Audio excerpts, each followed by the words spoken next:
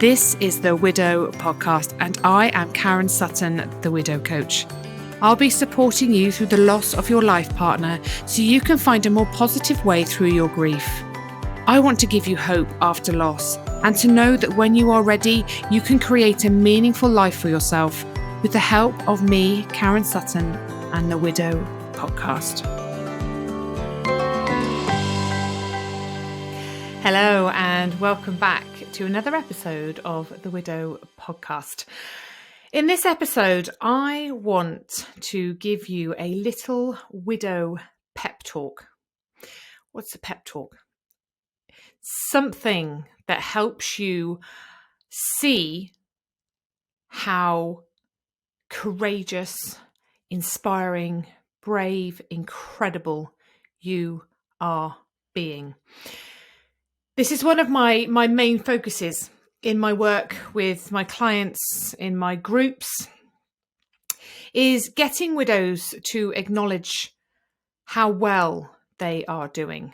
It's not something that comes naturally to us, is it? It's something that we find very, very difficult to do. At the weekend, we all gathered together. There was about 45 of us here in Cheltenham for a Christmas gathering. It was the 3rd of December. I do it every year. And in one of the sessions, we were asked to fill in a proud cloud. So acknowledging the things that we've done in our journeys since our person has died that we are proud of. Now, some people found this a little easier than others, but there were a few of us that found this really difficult because it's really hard to acknowledge actually the things that we're doing and giving ourselves credit for that. And sometimes proud can feel like too big a word. Because are we proud? Because there's so much attached to our grief, isn't there? There's so much for us to consider. And sometimes for us to think, I feel proud of myself, can feel like a step too far, depending on where we are in our journey. And that's okay. That's absolutely okay. Because sometimes to feel like you're proud of something when your person has died can feel a little bit maybe disloyal, like you are doing things when they're not here. And what does that mean? What does that mean? Does that mean that actually you're okay without them and you shouldn't be? Because does that mean you didn't love them anymore? Does that mean that you're not grieving them anymore? You know, as you've heard me say before in previous episodes, that we make things mean something they don't mean, and we attach this story to a behavior, to an action, to a thought. And that becomes our truth. And we layer our suffering with these stories because it's rare that we make things mean something good. We tend to go to the negative side of things, the side that makes us feel heavier, more burdened with our grief in some way or another. So it's good to remind ourselves that actually giving ourselves permission to recognize our achievements and to feel proud of ourselves doesn't take anything away from you. It doesn't mean that you don't love your person anymore. It doesn't mean that you're no longer grieving. It doesn't mean that actually you can do things without them and you didn't need them as much as you thought you did. It doesn't mean any of that. It just means that you are doing things that you never thought you'd be able to do. Because grief is hard. Losing your life partner is hard. Hard doesn't even really do it justice, does it? It's the most devastating, painful experience. It takes you to a place full of fear, despair, and anxiety. You know, like we could go on, couldn't we, about everything that brings in for us. There's also room in our grief for growth, and that's what we're looking for. We're looking to grow around our grief. We're not moving away from it. We're taking it forward with us. But in order to be able to carry it more lightly, we have to grow as a person. We have to learn new ways, new thoughts, new habits, new behaviors. We have to create a life. It's almost like reinventing ourselves, reinventing our lives and rebuilding from scratch again sometimes. And that takes so much courage. That takes so much strength and bravery. All those words that trigger us, actually, that when people say them to us, there's often that response of, well, what choice do I have? I will send you to episode 10, where I talk to you there about the choices, because you always have a choice. It's recognizing the choices that you're making and being proud of them and saying, do you know what? I do have choices. You always have choices. There is always another option. But you have chosen the option you've taken, and you did have a choice in that. And there was a reason why you made that choice. And it's recognizing those things. So if that's coming up for you whilst you're listening to me talking, I urge you to go and listen to episode 10. I don't have a choice. Go take a listen, because hopefully that will help you understand where you do have choices and where you are making choices that are brave, that are courageous, that are strong. So when we're talking about maybe being proud of ourselves, and if that feels like a step too far, find a way that feels comfortable to you that you can talk about. And that might just be acknowledging things that you think you've done well. Maybe you have some achievements of something that you didn't thought you could do, or you didn't think you could do, sorry. Giving yourself time to give yourself a pat on the back. Acknowledge these things. Because it's very easy in grief for us to look at what we haven't done, what we're not doing well. We judge ourselves, we criticize ourselves, we are constantly comparing ourselves to others, whether they are a widow or not.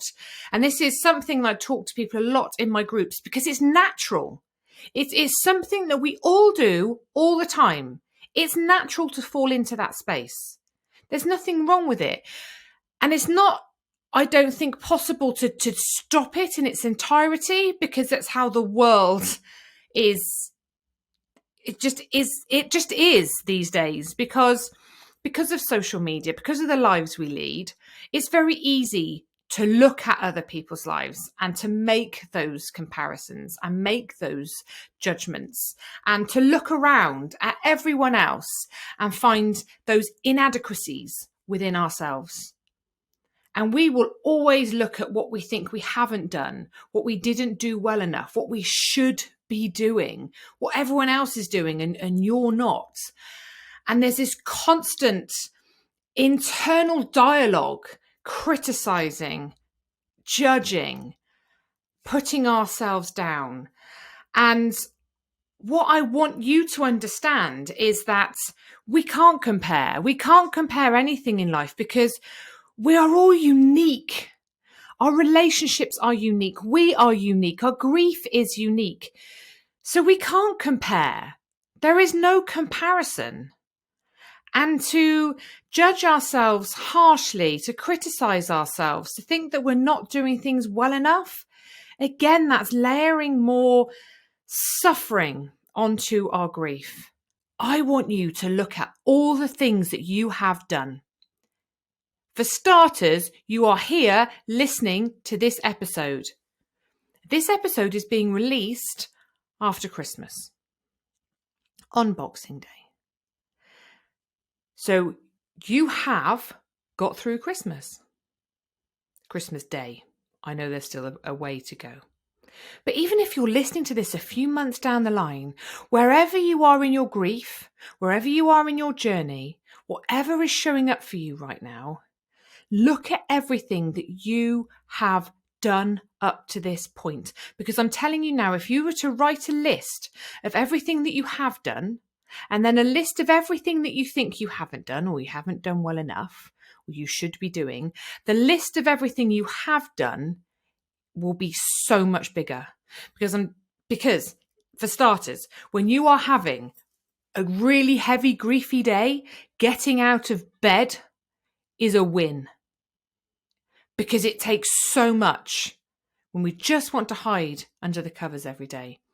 Making yourself a cup of tea, eating a meal, answering a message from a friend, actually going to do the thing that you arranged to do when you didn't want to do it. The widow admin, the funeral, going to see your person, saying goodbye.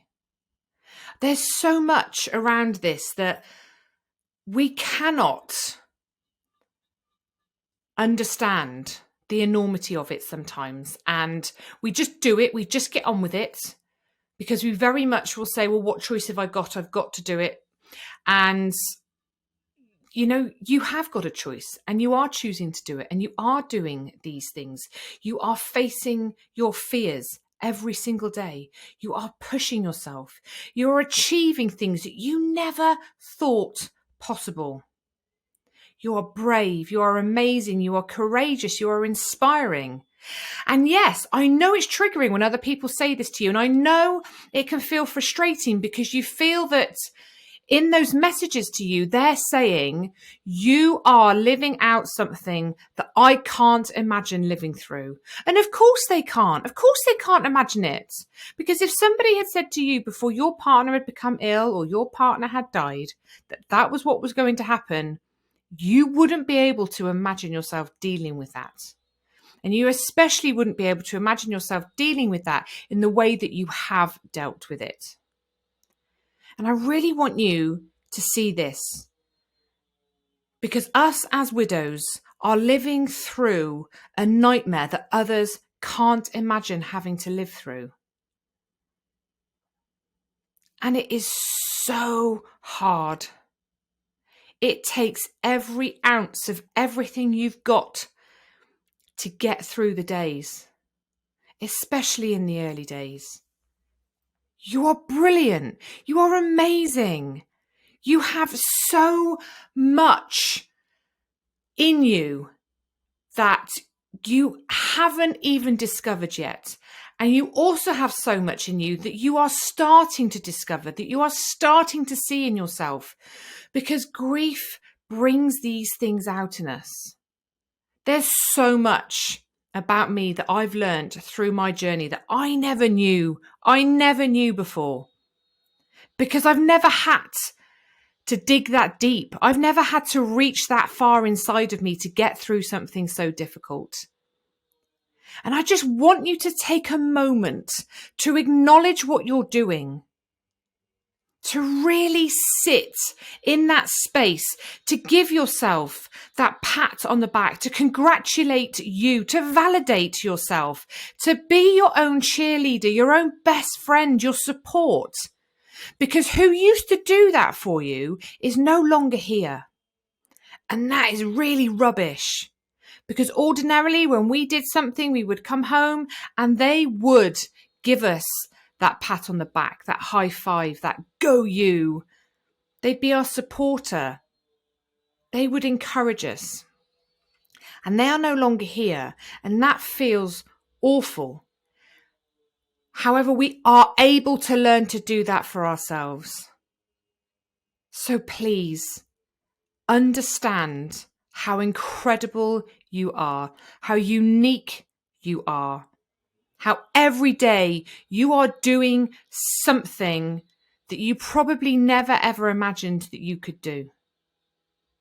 Because you're getting up, you're facing the world, you're reaching out for support, you are seeking information, you are here listening to this. You might be in one of my groups. You might be bringing up young children. You might be supporting your own grown-up children. You might be looking after grandchildren. You might not have children, and you are doing this at home by yourself. Whatever your situation, whatever is going on for you, you're doing brilliantly. Absolutely, amazingly, wonderfully, beautifully well. Notice this, recognize it, Make notes of it, journal about it, take time every Sunday to reflect on your week and write down what you've achieved in that week, what you've done. And get used to giving yourself that pep talk. Get used to giving yourself that little bit of encouragement, that acknowledgement that you are doing this and you are doing this to the best of your ability. And that deserves some recognition. You are amazing. Honestly, whether I've met you or I haven't, I know you are doing amazing. Because facing the loss of a life partner every single day is one of the hardest things that we can go through in life. And you are. And you should be proud of yourself. I am sending you so much love. Be gentle. Recognize what you are doing. And be your own best friend. Take care. Lots of love. Thank you so much for listening to the Widow podcast with me, Karen Sutton. If you would like to be part of a supportive community of people who understand your grief, come and join my free Facebook group, Widowed and Rising. And make sure you tune in to the next episode of the Widow podcast.